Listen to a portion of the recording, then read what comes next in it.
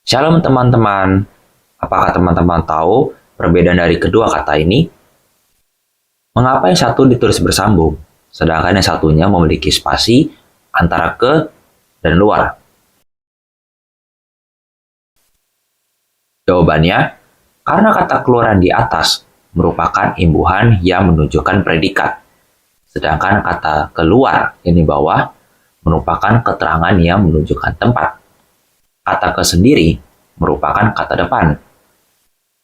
Kita sangat sering menggunakan kata depan dalam percakapan sehari-hari. Tetapi mungkin teman-teman tidak sadar bahwa teman-teman sedang menggunakan kata depan ketika berbicara ataupun menulis. Kata depan atau preposisi merupakan kata yang ditulis di depan sebelum menuliskan kata benda, kata kerja, kata keterangan, dan jenis kata yang lainnya. Maka dari itu, pada video kali ini kita akan belajar mengenai kata depan. Simak video ini sampai selesai ya.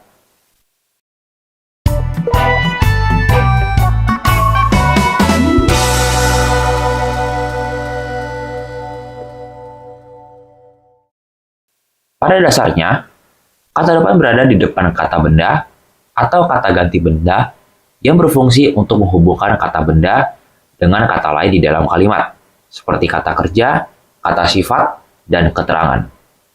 Kata depan memiliki sejumlah aturan dalam penulisan. Aturan-aturan ini mengenai penggunaan huruf kapital atau huruf kecil hingga spasi dengan kata yang mengikutinya. Aturan pertama adalah pada saat menyatakan tempat. Misalnya kata di, ke, dari. Apabila berfungsi sebagai penunjuk tempat, kata depan harus ditulis terpisah.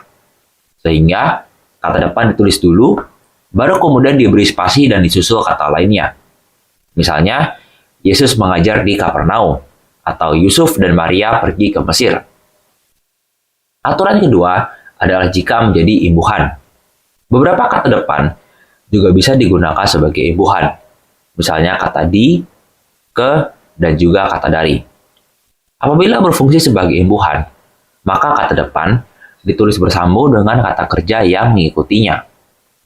Misalnya, jubah warna-warni dipakai oleh Yusuf. Contoh lainnya adalah, satu hari di pelataranmu adalah lebih baik daripada 1000 hari. Untuk kalimat yang kedua ini, teman-teman bisa melihat kata depan untuk menyatakan tempat, yaitu di pelataran, yang harus ditulis terpisah, dan juga kata depan sebagai imbuhan, yaitu kata daripada yang ditulis bersambung. Aturan ketiga adalah jika berada di dalam judul. Kata depan dalam beberapa kondisi juga diletakkan di dalam kalimat yang merupakan judul. Khusus untuk di dalam judul, maka kata depan ditulis dengan huruf kecil, sementara kata lain pada huruf pertama selalu memakai huruf kapital. Misalnya seperti perkataan-perkataan dari orang benar, atau kisah 7 pemuda dari Efesus. Selain itu, kata depan memiliki beberapa fungsi, seperti menyatakan tempat. Misalnya, Yesus bersama para murid di dalam perahu. Menyatakan arah asal. Misalnya, kilat memancar dari timur dan bersinar ke barat. Menyatakan tujuan. Misalnya, Paulus pergi ke Roma. Menyatakan pelaku. Misalnya, kerajaan Yehuda diserang oleh kerajaan Babel. Menyatakan alat. Misalnya, Raja Daud diurapi dengan minyak. Menyatakan perbandingan. Misalnya, engkau jauh lebih berkuasa daripada kami. Menyatakan hal atau masalah. Misalnya, betapa banyaknya keluh kesah mengenai Niniwe. Menyatakan akibat. Misalnya, Maria begitu sedih sampai menangis. Dan menyatakan suatu tujuan. Misalnya, Yesus disalibkan untuk menebus dosa kita. Sampai di sini jelas ya. Berdasarkan jenisnya, kata depan terbagi menjadi kata depan tunggal yang terdiri dari satu kata, dan kata depan majemuk, yang terdiri dari 2 kata dalam satu kalimat. Kata depan tunggal terbagi lagi menjadi kata dasar dan kata imbuhan. Kata dasar merupakan jenis kata depan yang tidak memiliki imbuhan, awalan, maupun sisipan. Sehingga kata dasar memiliki bentuk murni atau kata asal saja tanpa ada tambahan kata apapun. Misalnya, bagi, buat, dari, dengan, di, akan, antara, hingga, sampai, untuk, sejak, oleh, pada, seperti, tanpa, dan lain sebagainya. Aturan penulisannya ada yang dipisah dan ada juga yang disatukan dengan kata di depannya. Khusus untuk kata depan yang diikuti oleh keterangan tempat dan waktu, maka kata depan wajib dipisah. Namun, jika fungsinya adalah sebagai imbuhan atau diikuti oleh kata selain tempat dan waktu, maka akan ditulis bersambung. Contohnya, dalam Lukas 19 ayat 9, dan Yesua berkata kepadanya, "Hari ini keselamatan telah terjadi di rumah ini, karena dia juga anak Abraham." Karena kalimat ini menunjukkan tempat, kata depan di harus ditulis terpisah dengan kata yang mengikutinya, yaitu rumah. Contoh lainnya adalah 1 Timotius 2 ayat 13. Sebab Adamlah yang pertama diciptakan, kemudian Hawa. Kalimat ini menunjukkan sebuah tindakan menggunakan kata kerja, yaitu ciptakan. Sehingga kata depan di dalam kalimat tersebut harus ditulis bersambung. Selanjutnya adalah kata imbuhan. Kata imbuhan merupakan kata depan yang mengandung imbuhan. Bentuknya kemudian berkembang sesuai dengan imbuhan yang dipakai dan mempengaruhi fungsi dari kata depan tersebut.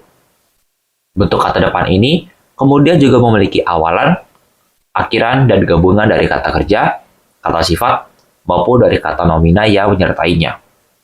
Adapun bentuk kata depan yang memiliki imbuhan ini, contohnya adalah kata selama, sepanjang, sekitar, seluruh, dan lain-lain. Sehingga bentuk kata depan tidak lagi asli, melainkan sudah ditambahkan imbuhan dan menjadi satu kata utuh. Adapun contoh penggunaannya adalah sebagai berikut dalam Kejadian 11 ayat 1. Adapun bumi itu satu bahasanya dan logatnya.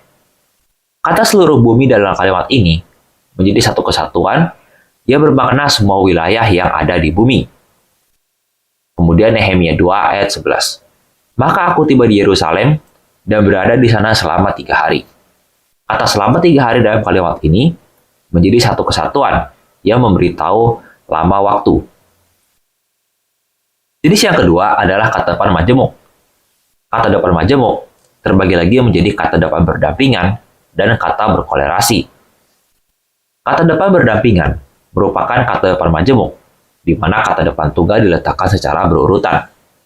Penggunaannya membuat satu kalimat memiliki dua kata depan yang disusun berdampingan.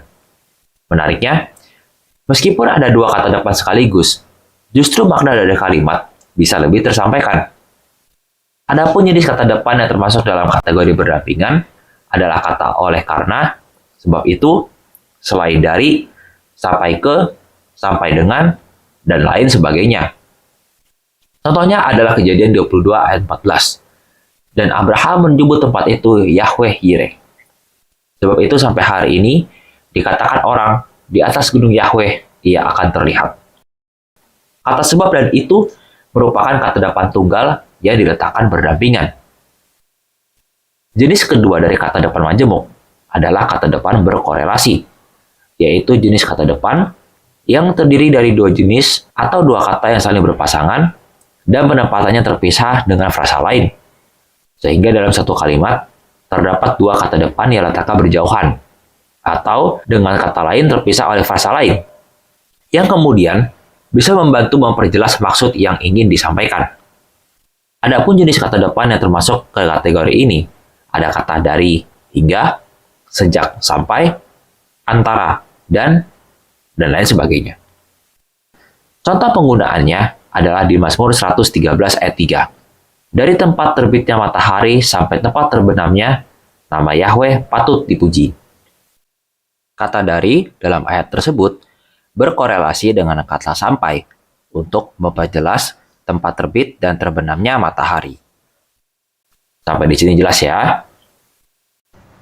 Sekarang, mari kita lihat contoh kalimat berikut ini. Kami akan pergi ke taman pada sore hari untuk bermain bola. Manakah yang merupakan kata depan dalam kalimat tersebut?